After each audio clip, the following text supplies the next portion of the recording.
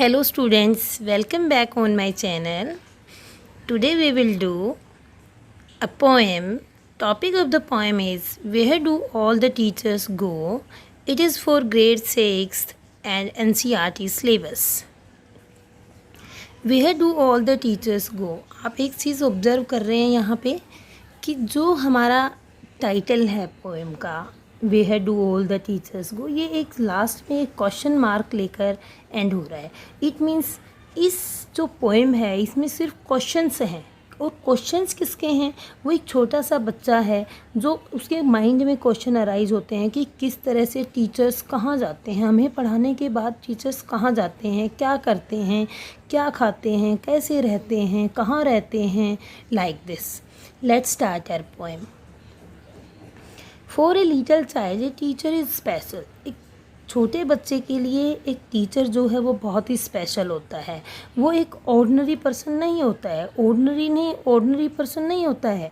It is difficult for a small child. ये बहुत ही difficult है एक छोटे बच्चे के लिए कि think of his or her teacher as an ordinary person. कि एक आम आदमी सोचना कि ये हमारी तरह से ही है और हैं जैसे उसके अंकल आंटी मम्मी पापा उनकी तरह से ही टीचर है. नहीं, वो उन सबसे हटकर अपने टीचर को मानता है. और first paragraph is where do all the teachers go when it's 4 o'clock. जब 4 o'clock हो जाते हैं, स्कूल ऑफ हो जाता है, हम घर चले जाते हैं, तो टीचर कहाँ जाता है? Do they live in houses. क्या वो भी हमारी तरह से घरों में रहते हैं? And do they wash their socks. और क्या वो भी अपने कपड़े वॉश करते हैं जाके?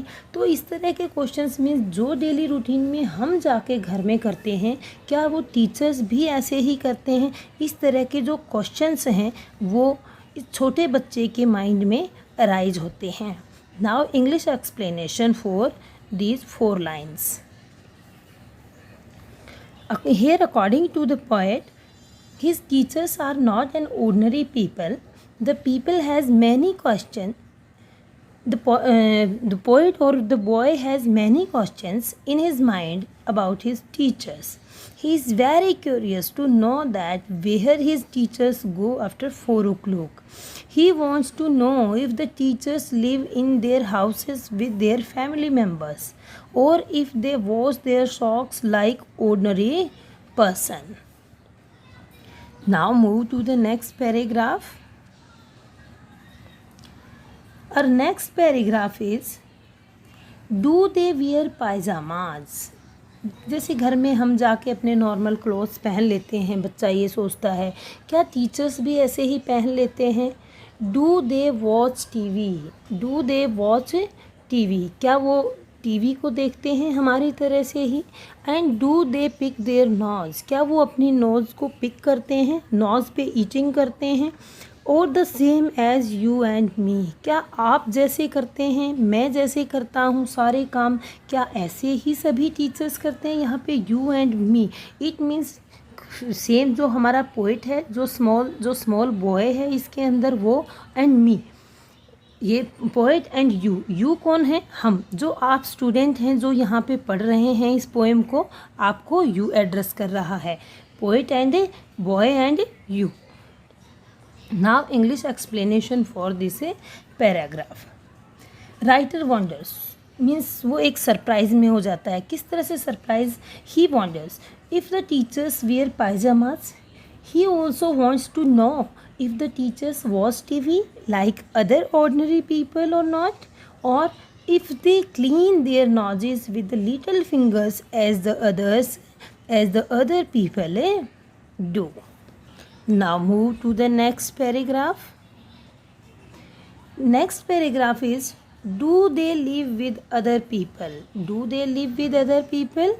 क्या वो other people means other people की तरह जो एक आम समाज में लोग रहते हैं, क्या वो डू दे लिव विद और लोगों के साथ रहते हैं? किस तरह से? जैसे हम अपने मम्मी पापा भाई बहन दादा दादी के साथ रहते हैं. तो बच्चा क्या सोच रहा है, छोटा बच्चा, कि वो भी क्या उनके साथ भी have they moms and dads. क्या उनके साथ भी मम्मी पापा हैं? And were they ever children. क्या उनके साथ भी बच्चे हैं? And were they ever bad. और क्या उनको भी कभी बैड आवाज़ मीन्स कहा गया है कि आप बहुत बैड बॉय हैं, आप बहुत बैड बच्चे हैं, जिस तरह से हमें हमारे मम्मी पापा कह देते हैं कि आप बैड हैं? क्या राइटर भी ये कहता है? क्या कहता है? क्या राइटर को भी ये कहा जाता है? क्या राइटर सोचता है कि क्या टीचर्स को भी ये कहा जाता है कि वो बैड बॉय है? ना, नो। राइटर के मन में, जो पोएट है उसके मन में क्या है कि टीचर्स तो रोंग हो ही नहीं सकते, वो बैड हो ही नहीं सकते, वो बहुत अच्छे बच्चे थे और उन्होंने कोई गलती नहीं की होगी। Now English explanation for this paragraph. The poet wants to know about his teachers lifes. अब उनके जो टीचर्स की लाइफ्स है उनके बारे में जानना चाहता है। And whether they live with other people or with their mother, with their father, with their sisters and brothers. The poet wants to know if his teachers also behaved like the poet and the other ordinary children, or if they were ever bad. It means he is thinking, may teachers are always right? No, they are not always right, he is thinking. He is in surprise whether they are right, whether they are not right. Now move to the next paragraph. Our next paragraph is, did they ever never spell right? Did they ever make mistakes? हम क्या करते हैं? Spelling mistake करते हैं, डांट मिलती है। कोई भी मिस्टेक करते हैं, डांट मिलती है। तो राइटर क्या कहता है, छोटा बच्चा क्या कहता है कि क्या टीचर ने कभी स्पेलिंग मिस्टेक की है? क्या कभी रोंग लिखा है? क्या इन्होंने भी गलतियां की हैं? Were they punished in the corner? Punished in the corner means क्या उनको भी अकेले में पनिशमेंट मिली है? इफ दे, और पनिशमेंट किसके लिए? For what punishment? If they pinched the chocolate flakes. Pinched means stole. क्या उन्होंने जब चोरी की है, किस चीज़ की? The chocolate flakes pieces. Chocolate के पीसीज को जब उन्होंने लिया है तो क्या उनको भी पनिशमेंट मिली है जिस तरह से हमें मिलती है? Did they, okay, first we do English explanation for this paragraph. I want to know if his teachers were ever punished for making mistakes like writing wrong spellings and were ordered to stand in the corner as a punishment, or if they ate chocolates without permission or get punishment from their parents. Now move to the next paragraph. Did they ever lose their hymn books? क्या कभी उन्होंने loss की हैं, गुम की हैं? Him means devotional song, जो dedicated song जो गॉड के लिए हम गाते हैं, लाइक और प्रेयर, हम मॉर्निंग असेंबली में प्रेयर करते हैं सुबह सुबह, तो उसको हम क्या कहते हैं?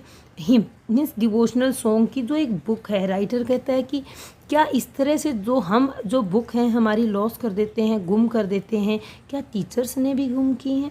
Did they ever leave their greens? क्या उन्होंने अपनी ग्रीन्स, यहाँ ग्रीन्स का मीनिंग है वेजिटेबल्स, वेज से मीनिंग है, क्या राइटर ने भी वेजिटेबल्स को कभी छोड़ा है? आप लंच बॉक्स लेकर आते हैं, आप ग्रीन वेजिटेबल्स खाना पसंद नहीं करते हैं, आप एक्सक्यूज़ देते हैं टीचर को कि क्या मैं इस चीज़ को छोड़ सकता हूँ लंच बॉक्स में, तो ये वो सोचता है कि क्या मेरे टीचर ने भी इसी तरह से कोई एक्सक्यूज़ दिया होगा ग्रीन के लिए? ग्रीन मीन्स ग्रीन वेज के लिए, ग्रीन वेजिटेबल्स के लिए.